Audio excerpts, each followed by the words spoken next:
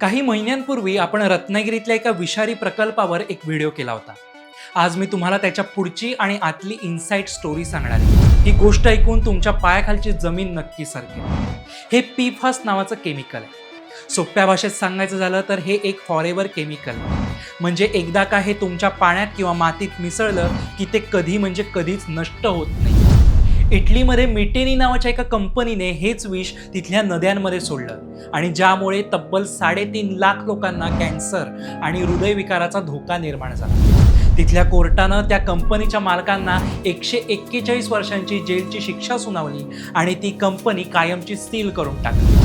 तो इटलीचा कचरा आणि तीच विषारी मशिनरी लक्ष्मी ऑर्गॅनिक नावाच्या एका भारतीय कंपनीनं विकत घेतली आणि थेट आपल्या निसर्गमय कोकणात रत्नागिरीच्या लोटे परशुरा MIDC मध्ये आणून उभी केली. आता सध्या तिथे ग्राउंडवर काय चाललंय तर गेले 35 दिवस अशोकराव आणि राजेंद्र यांच्यासारखे सामान्य ग्रामस्थ आपलं घरदार सोडून कंपनीच्या गेटवर ऊन पावसात धरण्यावरती बसले.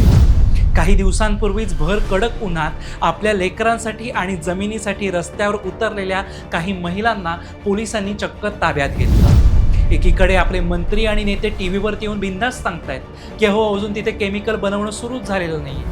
पण आतली बातमी अशी आहे की कंपनीने आपले केमिकल सॅम्पल बनवून परदेशी कंपन्यांना विकायला सुरुवात सुद्धा केली. मित्रांनो, इटलीने ज्या विषाला लाथ मारून हाकलवून दिलं ना, तेच विष आपण विकासाच्या नावाखाली आपल्या कोकणच्या मातीत का स्वीकारतोय? आज जर आपण शांत राहिलो ना तर उद्या हेच विष आपल्या ताटात आणि पिण्याच्या पाण्यात आल्याशिवाय राहणार नाही.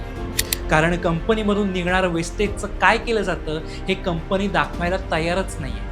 त्यांच्या मते हे विषारी सांडपाणी तळोजा येथील प्लांटमध्ये आणलं जातं, पण त्याची प्रोसेस काय आहे हे बघणं सुद्धा गरजेचं आहे. आणि त्यासाठी सरकारनं केवळ कागदावरती नाही तर आंदोलक आणि स्थानिक ग्रामस्थांना विश्वासात घेऊन प्रकल्पाची प्रत्यक्ष पाहणी आणि इंडिपेंडंट ऑडिट करावं. जाता जाता मला तुम्हाला एकच प्रश्न विचारायचा आहे.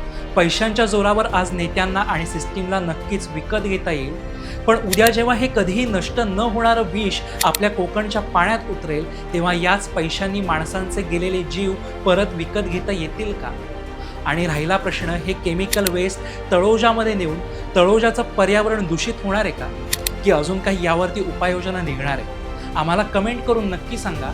आणि हा विषय महत्त्वाचा वाटत असेल तर जास्तीत जास्त लोकांपर्यंत शेअर करा. आमच्या व्हायरल कारभारला फॉलो आणि सबस्क्राईब करायला विसरू नका.